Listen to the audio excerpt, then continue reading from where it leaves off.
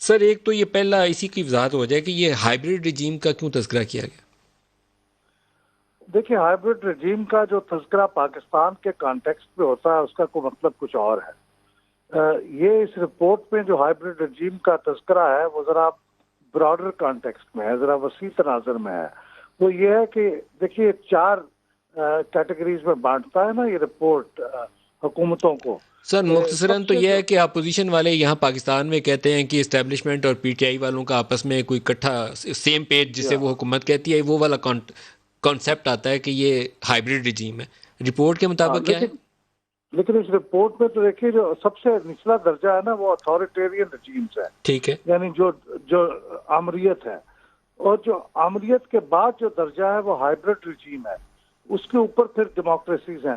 تو یہ جمہوریت اور آمریت کے درمیان کی جو چیز ہے اس کو وہ ہائیبریڈ رجیمز کہتے ہیں، جس کی شکل جمہوریت جیسی ہے لیکن اس کے اندر آمریت کے وہ تمام عوامل ہیں جو موجود ہیں۔ اور تو ان جب وہ کو حکومتوں آمریت کا کو تذکرہ ہائیبریڈ، کرتے ہیں تو اس سے مراد جو سویلین گورنمنٹ جو ہے وہ اتھارٹیرین سٹائل میں رن ہو رہی ہے یا اس کے اندر کوئی ملٹری کا عمل دخل ہے؟ رپورٹ نے کیا کہا ہے اس پہ؟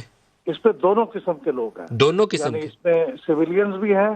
مثلا اب روس میں جو آمریت ہے وہ فوجی تو نہیں ہے، پوٹن اس وقت سرونگ ملٹری تو نہیں ہے، اسے سویلین ہی کہا جائے گا، لیکن وہ آمریت ہے۔ تو کہیں کسی جگہ فوجی آمریت بھی ہے، تو یہ ملی جلی ہے، لیکن آمریت کسی بھی شکل میں ہو اس کو وہ اتھارٹیرین رجیم کہتے ہیں۔ اور جو سامنے شکل اس کی الیکٹڈ حکومتوں کی ہو لیکن اس کے اندر آمریت کے تمام عناصر جو ہیں یا کچھ عناصر جو ہیں وہ موجود ہوں، اس کو وہ تو پاکستان کے ہائیبریڈ علاوہ رجیم۔ اور کون سے ملک ہیں جس کو انہوں نے کہا یہ ہائیبریڈ رجیم ہے؟ دیکھیے اس میں تو پاکستان کے علاوہ بنگلہ دیش بھی ہائیبریڈ میں شامل ہے،